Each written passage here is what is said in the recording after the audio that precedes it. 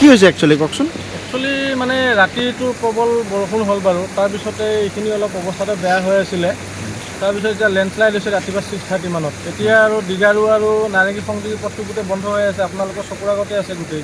দেখিছেই মানুহৰ কি দুৰ্দশা হৈ আছে বৰ্তমানলৈকে, আপুনি নিজে চাই লওক বাৰু। আৰু পানীটো ক'ৰ পৰা আহিছে এনেকৈ যে পানী যে? পানীটোতো বৰষুণৰ পানী আপোনাৰ পাহাৰৰ আপোনাৰ যিবিলাক নিজৰা চিজৰা আছে সেইবিলাক এই ভাঙি চিঙি গোটেই আহিছে তললৈকে। বৰ্তমান সময়তো দেখিবলৈ পোৱা যায় যথেষ্ট সংখ্যক গুৱাহাটীৰ লোক সোণাপুৰ আহিব হ'লে বা ক্ষেত্ৰী জাগীৰোড যাবলৈ হ'লে এই ৰাস্তাটো তেওঁলোকে বাছি লয়। বৰ্তমান এই পথটো বন্ধ হৈ গৈছে, কি ক'ব এই ক্ষেত্ৰত? এই ক্ষেত্ৰতো মানুহখিনি যথেষ্ট অসুবিধাৰ সন্মুখীন হৈছে, কাৰণ সকলো মানুহে অহা যোৱা মেক্সিমাম এইটো ৰাস্তাটোতে ব্যৱহাৰ কৰে। এতিয়াও দেখিছে ৰাস্তা যেতিয়া ব্লক হ'ব, মানুহবিলাক আধা ৰাস্তাতে আৱদ্ধ হৈ থাকিবলগীয়া হৈছে। শুনিবলৈ পাইছোঁ আগত কিছু ঠাইতো তাৰমানে তেনেকুৱা ধৰণৰ একেই কণ্ডিশ্যন হৈ আছে। ঠিক আছে দাদা, ক'ৰ পৰা আহিলে আপুনি? মইতো নাৰেংগীৰ পৰা আহিছোঁ।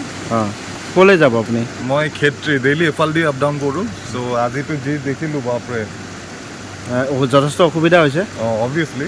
চ' যিহেতু এইটো ৰাস্তা দিয়ে যাওঁ সদায় আপ ডাউন, চ' এইটো ৰাস্তা ব্লক মানে এতিয়া পূৰা ঘূৰি যোৱাটোতো আৰু এটা ঝামেলা। ঠিক আছে।